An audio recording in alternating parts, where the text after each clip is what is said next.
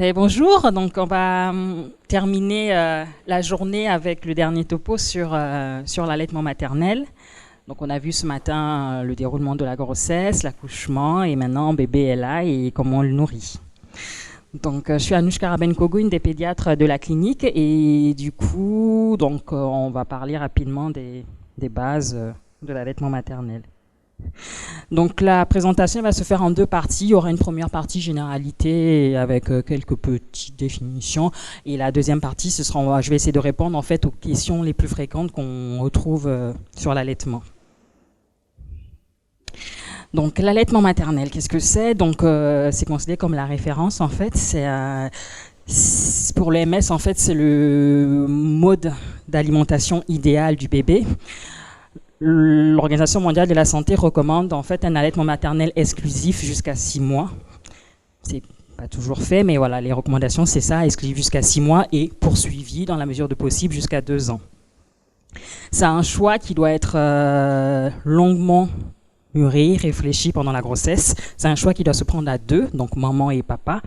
Et il doit être voulu et non imposé, parce que voilà, dans ma famille, on a tout allaité, voilà, mieux vaut, comme on dit, un allaitement voulu et réfléchi plutôt qu'un allaitement imposé où on sait que d'emblée, ça va pas bien se passer. Donc, comment ça se met en place? Donc, tout commence pendant la grossesse. Donc, on a le corps qui travaille. Donc, il y a des hormones qui se mettent en place dès les premiers mois de grossesse pour préparer en fait les seins à la production de lait. Donc, à la naissance, on a la première production de lait qu'on appelle le colostrum, que je vais détailler dans la diapo suivante. Donc, le colostrum, c'est les premiers jours et au bout de 2-3 jours, on a la montée de lait qui se met en place.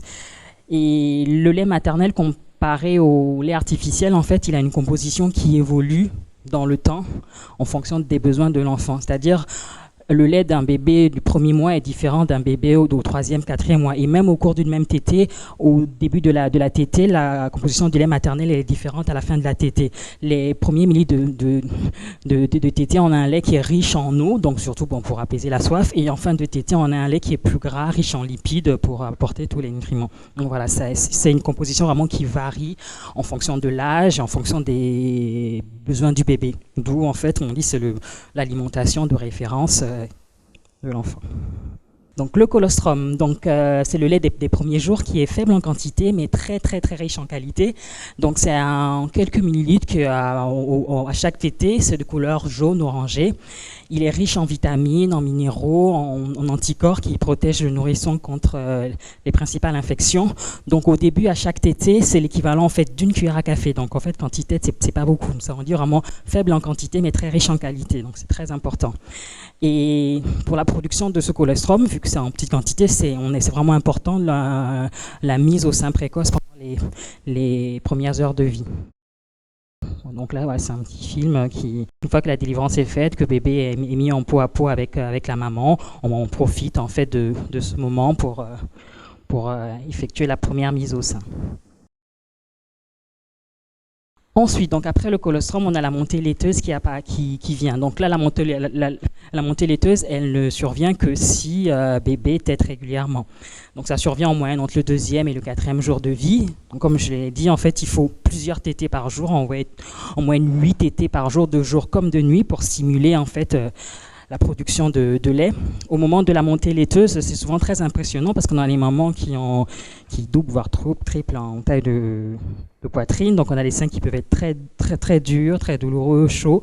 Et du coup, en fait, c'est une période un peu difficile, mais qui dure 2-3 jours. Et après, une fois que la production de lait est en place et que le bébé tète régulièrement, cette phase douloureuse, elle disparaît. Et cette montée laiteuse aussi permet au bébé de reprendre du poids parce qu'il faut savoir que les premiers jours, tous les bébés perdent du poids. C'est physiologique. Entre les 2-3 premiers jours, on a une perte de poids qui peut aller jusqu'à 6. On essaie de ne pas dépasser les 10%.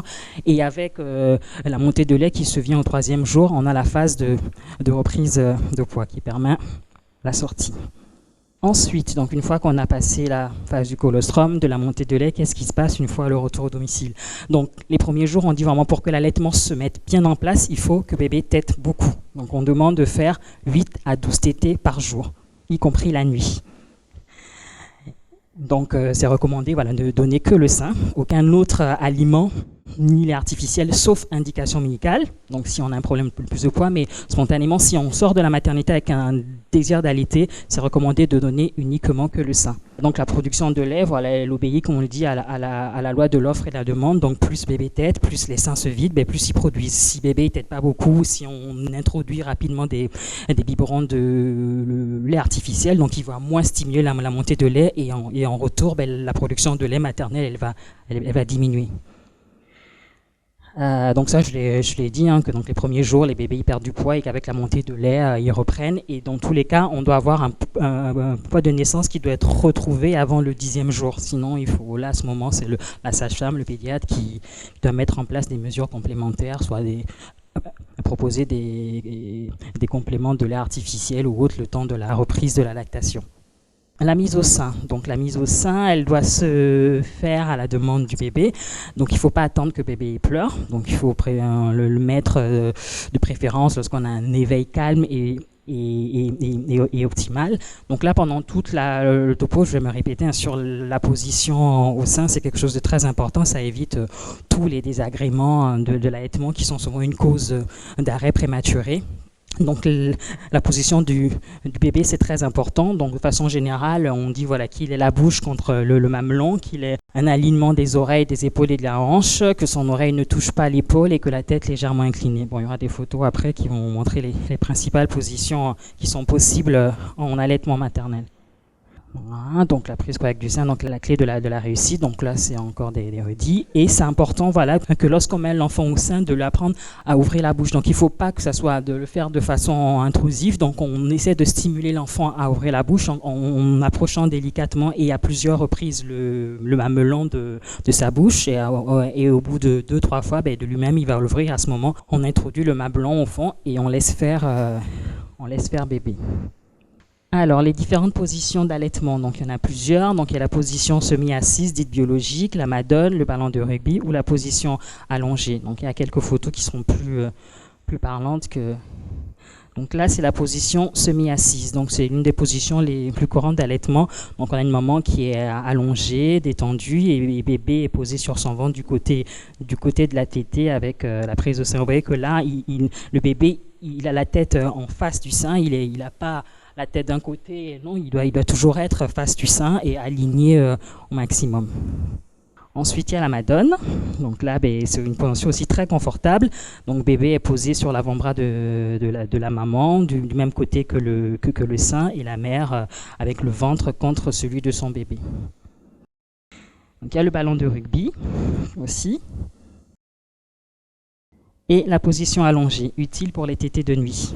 Donc, quels sont les avantages de l'allaitement? Donc, l'allaitement maternel, c'est à la fois avantageux pour le bébé et pour la maman. Donc, pour le bébé, il permet, bon, comme on l'a dit, de couvrir l'essentiel, si ce n'est la quasi-totalité des besoins de l'enfant. Il a un rôle protecteur contre les infections. Dans les familles à risque, il protège les enfants d'asthme, d'allergie, d'eczéma. Il se digère facilement. Il faut savoir que le lait maternel, il est digéré en 1 heure. Donc les enfants qui tètent, souvent ils peuvent téter toutes les heures, toutes les 2 heures, parce que ça se digère très vite. Contrairement au lait artificiel où il faut entre 2-3 heures pour que la digestion soit faite. Et l'allaitement, il favorise aussi les interactions mère-enfant. Donc concernant la maman, l'allaitement, donc, il limite l'hémorragie de la délivrance en limitant le saignement post-partum. Il accélère les contractions de l'utérus, donc la reprise plus rapide en fait de l'utérus de sa taille antérieure. Il favorise la perte de poids. Il réduit le risque de dépression du postpartum. Il réduit le risque de cancer de l'ovaire et du sein, ça a été prouvé. Et il protège aussi contre l'ostéoporose post-ménopausique. Alors, quelles sont les principales difficultés que l'on retrouve dans la mise en route de l'allaitement? Donc, les premiers jours, on a surtout des problèmes de succion avec des bébés qui refusent le sein. Donc, ça, c'est essentiellement, on a des enfants somnolents ou agités. Bon, ça, souvent, c'est des enfants qui ont eu des conditions de naissance un peu difficiles. Donc, dans ces cas, quand le désir de l'allaitement est important, on accompagne la maman avec différentes méthodes, dont le DAL, donc le dispositif d'allaitement, d'aide à l'allaitement. Donc la maman, les premiers jours, donc si l'enfant a du mal à téter, on conseille de tirer le lait pour qu'elle stimule de sorte à ce qu'au bout du deuxième, troisième jour, elle ait sa montée de lait et on propose au bébé les quelques millilitres que la maman a tirés. Et ça aussi, ça marche pour les enfants qui se retrouvent séparés de la maman. Par exemple, s'il y a eu un problème à la naissance, qui sont transférés ailleurs, ben, la maman, même si elle ne peut pas être à côté de l'enfant pour l'allaiter, ben, elle tire toutes les 2-3 heures.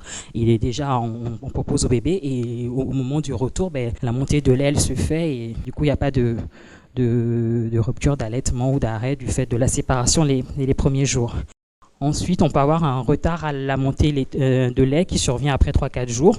Donc ça risque de perte de poids importante. Donc ça, on le rencontre surtout dans tout ce qui est prématurité, diabète, rétention du placenta et des stress importants au moment du travail et de l'accouchement. Et en dernier, il y a des douleurs et des lésions des mamelons qui sont très très très fréquentes. Alors, donc là, sur ces diapos, donc il y a les principaux facteurs de risque d'arrêt de l'allaitement maternel. Donc, on cite déjà qu'il y a des antécédents d'arrêt d'allaitement précoce, une montée de lait qui n'est pas ressentie, un engorgement sévère qui n'a pas été pris en charge, des douleurs et des lésions importantes de mamelon qui sont difficiles à supporter, un petit poids de naissance, prématurité ou le premier enfant, et l'usage de bouts de sein de façon permanente.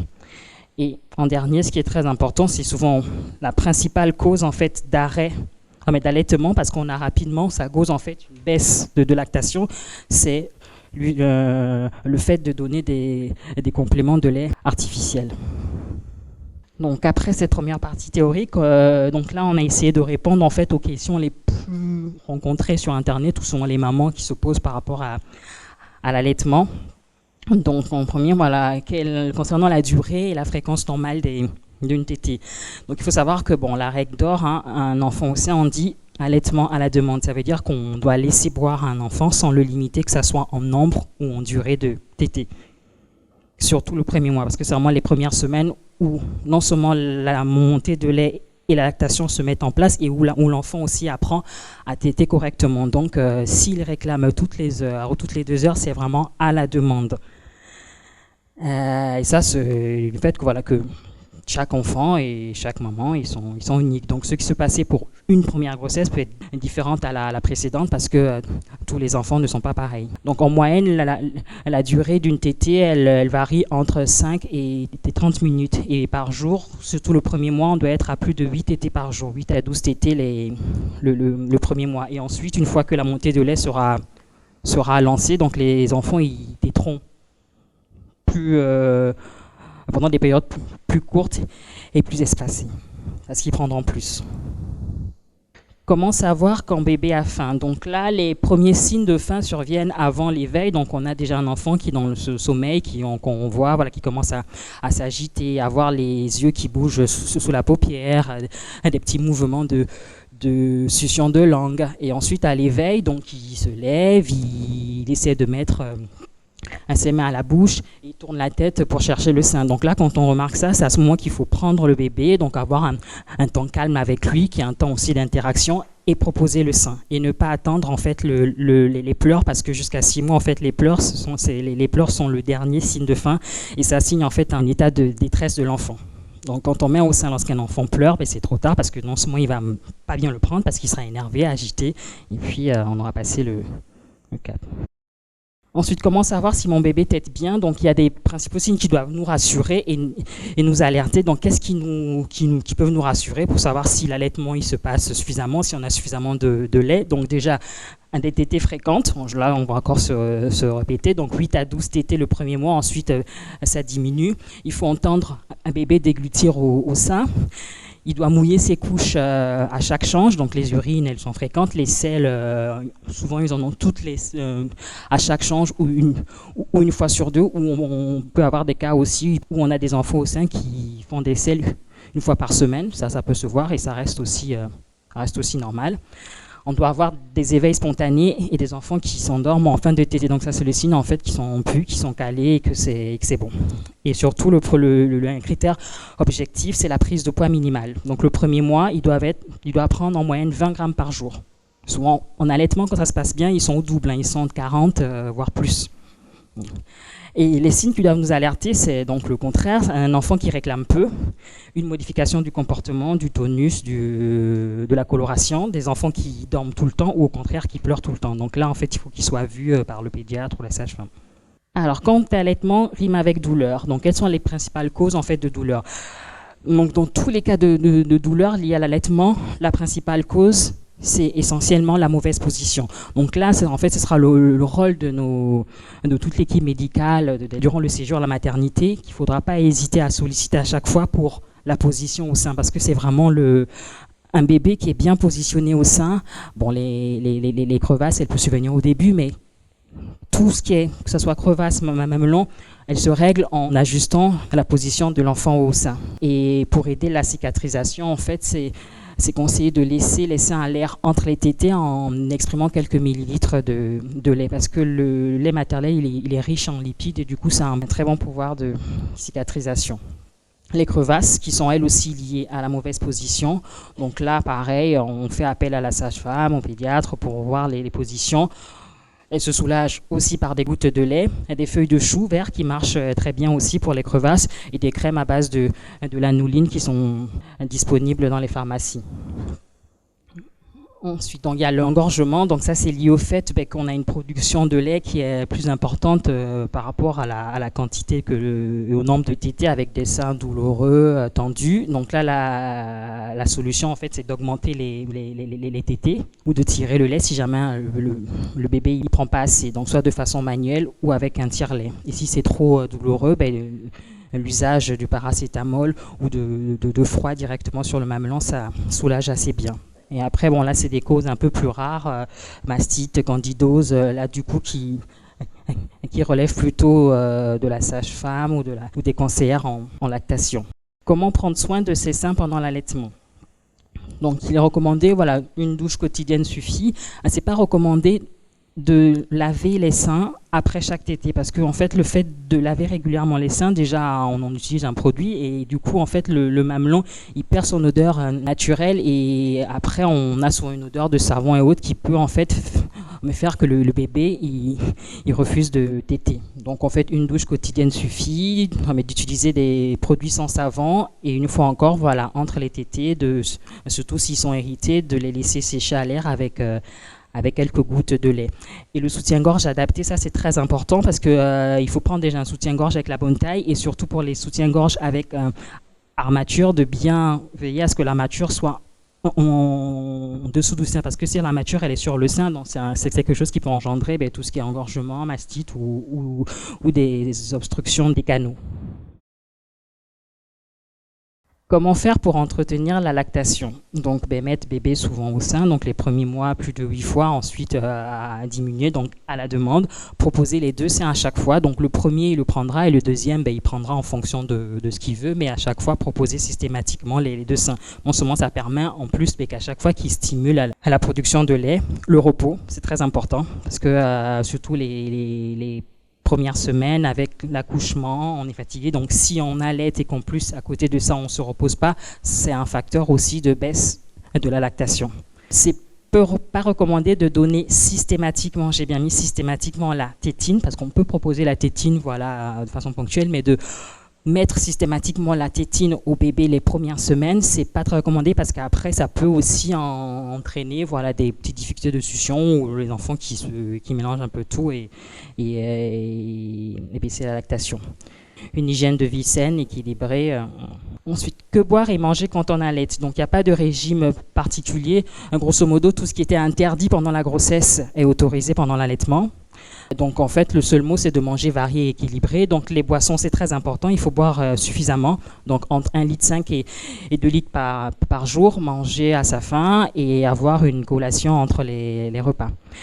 Faire attention à tout ce qui est caféine et de l'alcool, c'est recommandé de s'abstenir. Bon, pour des causes exceptionnelles, anniversaire ou mariage, on peut prendre de l'alcool, mais c'est limité à un verre. Et surtout, c'est recommandé de téter tout juste avant et d'attendre au moins 2 heures après. Mais en grosso modo, c'est l'alcool et la caféine sont à éviter. Y a-t-il des contre-indications d'allaitement? Oui, elles sont limitées. Donc, tout ce qui est séropositivité pour le VIH et l'HTLV, une tuberculose active, donc des lésions d'herpès au niveau des seins et certains médicaments et toxiques. Allaitement mixte. Quand commencer? Donc souvent, on commence à introduire les premiers biberons, c'est lorsqu'on s'approche de la reprise. Donc ce qui est recommandé, c'est d'attendre le plus tard possible, de faire, si c'est possible, au moins 6 semaines d'allaitement maternel exclusif. Donc c'est le temps en fait de la montée laiteuse et que tout se mette en place et d'introduire les biberons quelques jours avant la reprise. Et concernant le sevrage, donc pour le sevrage de l'allaitement, si on veut faire un sevrage complet, donc c'est pas recommandé d'arrêter d'un coup, c'est recommandé de supprimer une tétée à la fois en commençant par les tétées les moins productives, donc celle de la journée, l'après-midi, qu'on remplace par un lait artificiel après avoir pris conseil de la sage-femme et de pédiatre, et en terminant par les tétées les plus importantes, donc celles du soir et du matin. Donc la conservation du lait tiré, donc ça souvent ça va avec la reprise du travail quand on veut faire du mix, c'est-à-dire une fois que la maman sera au travail, soit il prendra le lait qu'elle a tiré ou le lait artificiel. Donc le lait maternel il se conserve à température ambiante 4 à 6 heures, au réfrigérateur 48 heures, au congélateur 4 à 6 mois. Il ne faut pas recongeler un lait qui a été décongelé. S'il a été décongelé au réfrigérateur, il se garde 24 heures et décongelé et porté à température ambiante 1 heure. Voilà. Et pour le réchauffage, voilà, c'est plutôt conseillé le bain-marie que le micro-ondes où on a une perte en fait en nutriments. Et si on ne souhaite pas allaiter, que faire? Pas de stress parce que il existe de très bonnes formules de lait infantile. Là, depuis ces dernières années, il y a eu d'énormes progrès dans l'alimentation infantile de l'enfant et la majorité des laits qui sont adaptés aux nourrissons se rapprochent du lait maternel. Donc, lorsqu'on ne souhaite pas allaiter, en dehors de quelques cas particuliers où il y a des antécédents d'allergie, où là, on vous conseillerait plutôt de prendre un lait à chat, sinon un lait premier âge de suite à adapter. Et l'enfant, il est pareil, comme un bébé au sein, il aura aussi tous les besoins et tous les nutriments qui sont disponibles. Donc, si on ne peut pas allaiter, il ne faut pas se dire, voilà, on a des laits artificiels qui sont de plus en plus performants.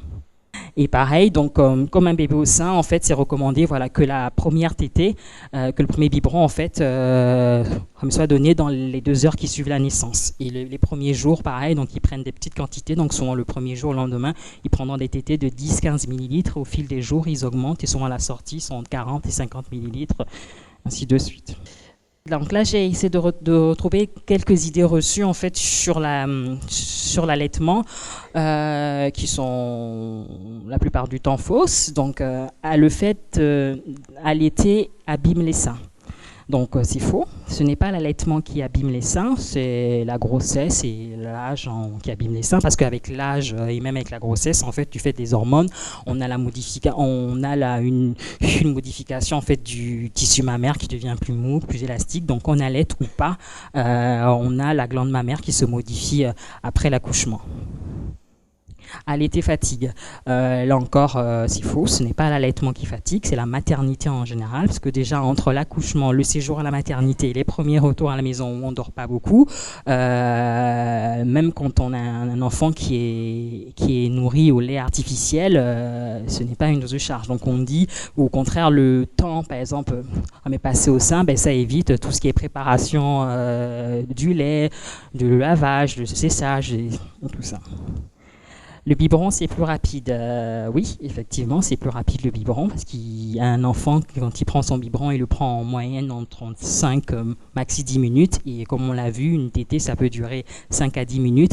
Mais là, en fait, on ne voit pas tout ce qu'il y a autour. Comme je disais, il y a la préparation du biberon, du lait. Après, alors qu'un bébé qui est au sein, on le met au sein, on passe le temps qu'il faut et après, il n'y a rien d'autre à faire. Après.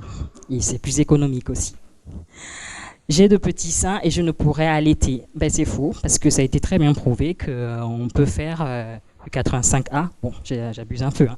Mais une fois que qu'on a une glande mammaire qui est présente, l'allaitement est possible. Mon lait n'est pas assez nourrissant. Encore faux, parce que ma première diapo, elle disait, c'est l'alimentation préférence qui est adapté au nourrisson, qui s'adapte en fonction de ses besoins et de sa croissance. Donc lorsqu'on a un enfant qui grossit pas au sein, c'est que soit il tète pas assez, soit qu'il vous stimule pas. Donc là, souvent, quand on a des enfants qu'on voit à la première visite qui n'ont pas suffisamment pris, mais on conseille déjà dans un premier temps d'augmenter le nombre de tétés. Donc souvent, c'est les enfants qui tètent pas beaucoup. Donc on demande aux parents de passer déjà à 8 voire à 12 tétés la nuit, la journée, par jour, y compris de réveiller le bébé, de proposer les deux seins à chaque fois, et souvent quand on recontrôle, mais on a déjà une reprise du poids. Et même les fois où même après ça, ils prennent pas suffisamment et qu'on est obligé de mettre des compléments, quand vraiment on a un souhait d'allaitement, on conseille d'avant de donner du biberon, de donner les deux seins à chaque fois. Donc ce qui fait que bébé, il va chaque fois téter, donc il va restimuler, et souvent l'usage de compléments, ça dure que quelques jours. Après, on se rend compte que la maman, elle produit assez et qu'on peut arrêter les compléments. Allaiter fait grossir. Et là encore, c'est faux, parce que quand on allaite, on puise dans les réserves énergétiques à condition d'avoir une alimentation saine et équilibrée. Et on l'a bien vu dans les avantages de l'allaitement, que ça permet un retour au poids antérieur plus facile qu'avec une alimentation artificielle. Donc en conclusion, l'allaitement maternel est la meilleure alimentation en fait qu'on peut donner à son enfant. Si on ne peut pas ou si on ne veut pas, il ne faut pas se culpabiliser, parce que comme j'ai dit, on a des formules infantines qui sont très très très bien aussi. Donc un bébé allaité comme un bébé nourri au biberon, en termes d'apport énergétique, il a ce qu'il faut. Donc par contre, l'allaitement maternel, ce n'est pas facile, donc on a des difficultés qui peuvent se venir tout au long, et le plus important, c'est de toujours se référer aux professionnels de santé qui sont compétents pour permettre, si le souhait est d'avoir un allaitement le plus long possible, et de ne pas s'arrêter parce qu'on a été mal conseillé ou autre chose. Voilà, donc encore un grand merci à toutes les mamans qui ont permis la réalisation de ce diapo. Donc il y a quelques-unes dans la salle qui nous ont permis d'avoir ces photos un peu si précieuses d'échanges avec leur bébé.